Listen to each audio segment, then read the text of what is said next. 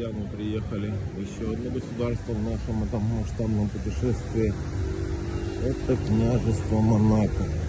И вот впереди у нас самое известное казино. Мы туда идем, да, это там, где Джеймс Бонд, казино Рояль. Вот это все тут.